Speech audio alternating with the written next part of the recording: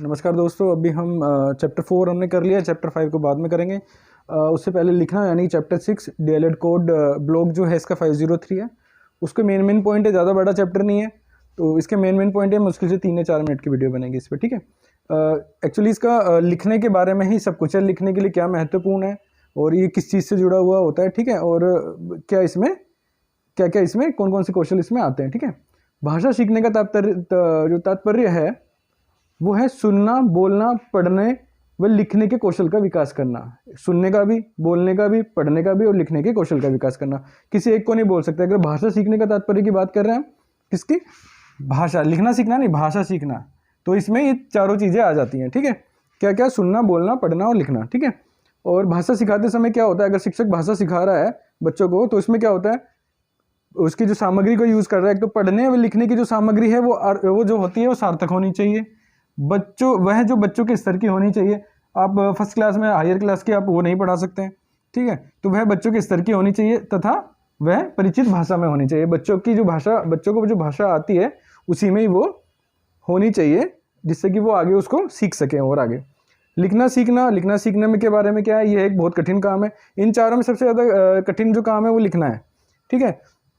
एक कठिन कार्य है, इसमें अनेक कौशलों की आवश्यकता होती है। कौन सी कौशलों की आवश्यकता होती है, एक तो उंगलियों के संतुलन व संचालन से जुड़ा हुआ होता है, तो यही उसके कौशल हो गए, ठीक है।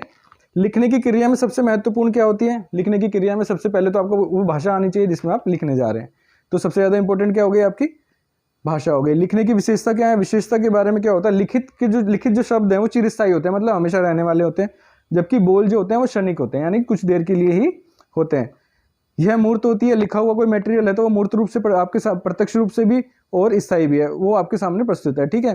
लिखना स्थायी और इसके बाद सुधार नहीं। लिखना जो है वो एक स्थायी प्रक्रिया है और इसके बाद इसमें सुधार नहीं होता है, ऐसा इसमें कहा गया है। लिखना एक प्रकार का माध्यम है। लिखना किस चीज़ का माध्यम है, आखिर ये देखना, जो उसी भाषा को नए रूप में प्रस्तुत करता है, यानी भाषा को नए रूप में प्रस्तुत करने का एक माध्यम है क्या, लिखना।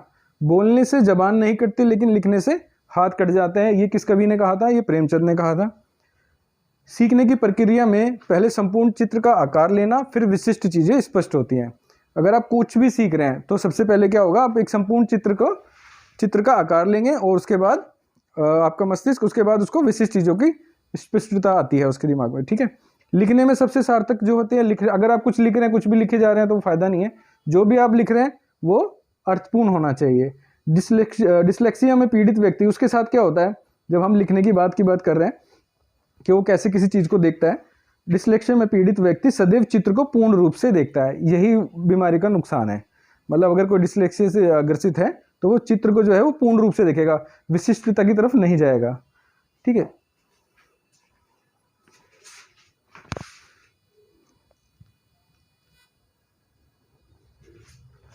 इसके आगे के पॉइंट्स पे आते हैं। लिखने का जो मुख्य उद्देश्य क्या है, लिखने का जो उद्देश्य होता है वो क्या होता है, अर्थपूर्ण अभिव्यक्ति होती है और संप्रेषण, ठीक है। संप्रेषण का मतलब दूसरे तक भेजना। प्राथमिक कक्षा में लेखन का विकास किस पे निर्भर करता है, लेखन के लिए क्या होना चाहिए, पहले तो आपको सुनना बोलना आना चाहिए। तीसरा जो है इसका पढ़ना कुशलताओं पर निर्भर करता है। ये तीनों चीज़ों पे लेखन लेखन का विकास किस पर डिपेंड करता है, सुनना, बोलना, पढ़ना कुशलताओं पर निर्भर करता है।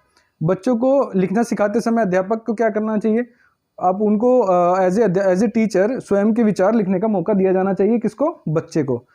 कहानी लेखन एक ऐसी विद्या है जो किसी भी आयु में संपन्न की जा सकती है। क्या, लेखन नहीं, कहानी लेखन।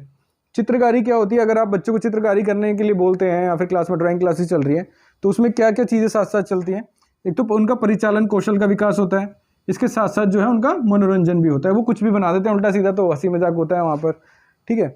और परिचालन कौशल का तो विकास होता ही साथ साथ है, ठीक है। ये चैप्टर कंप्लीट हो गया है 6। इसमें ज़्यादा क्वेश्चन नहीं थे, ज़्यादा पॉइंट्स नहीं थे, और ये ज़्यादा इंपॉर्टेंट जो पॉइंट्स नहीं थे वो मैंने नहीं लिखे हैं, ठीक है। तो ये आपका कंप्लीट हो गया। छोटा सा वीडियो देखने में मज़ा आएगा आपको। Thank you for watching.